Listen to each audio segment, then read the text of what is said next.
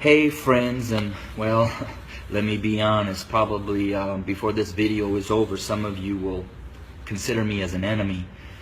But I wanted to share a couple minutes about my thoughts, not only on the tragedies that we have been experiencing over these past months, and especially these last couple of days with the shootings of our black men, but what I'm coming to learn over my 23-year journey of being a white man, living and ministering amongst my black family here in several inner cities of Chicago.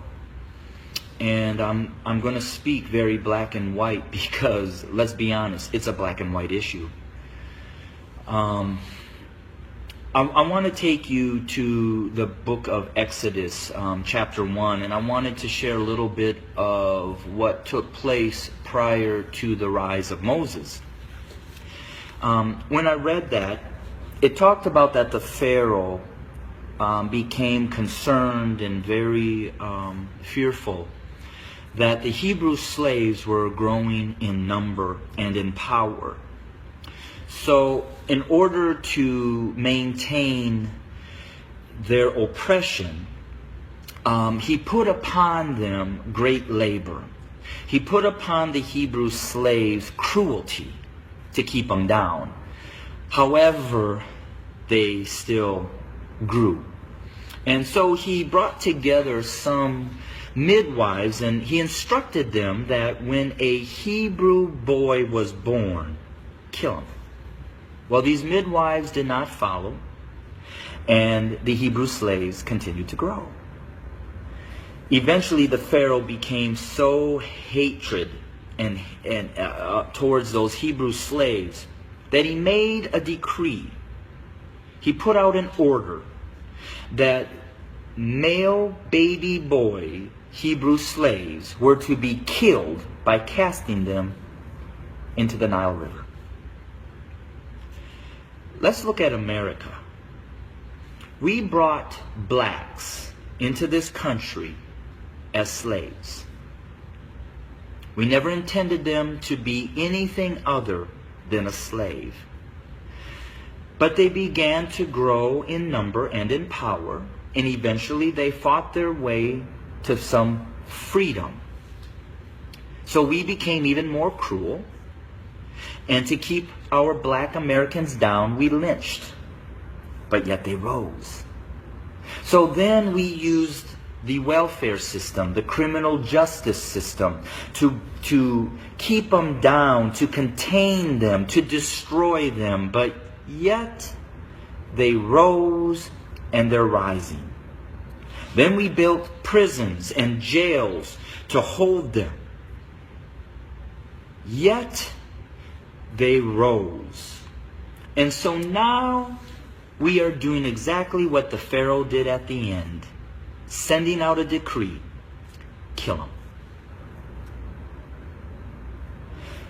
So until we admit that when we wrote this Constitution that all men are created equal, that we never intended to include our black brothers and sisters, our nation may end up facing exactly what the Egyptians faced when they refused to let God's people go. So I'm going to say this to my white fellow Americans, that the bloodshed that is on its way is not on the hands of our fellow black Americans, but is on our hands. We are the ones that are refusing to let God's people go. We are the ones that are refusing to acknowledge that we do not value our black brothers and sisters as equal individuals or equal Americans as us white men. And to my black brothers and sisters, the racial issues, as I've said, have been there from the very foundation. But why do we see it more? Because there's a shifting. See, us white men have been at the head since the foundation. But we've had a black president. And you know, we've done everything in our power to keep him from really changing things. Now we have another minority rising to the top, a white female. What does that say?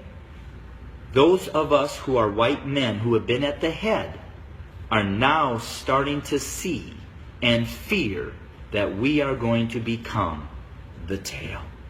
And we know what we've done to you. And so now we're fearful that you're going to do to us what we have done to you. But I will say this.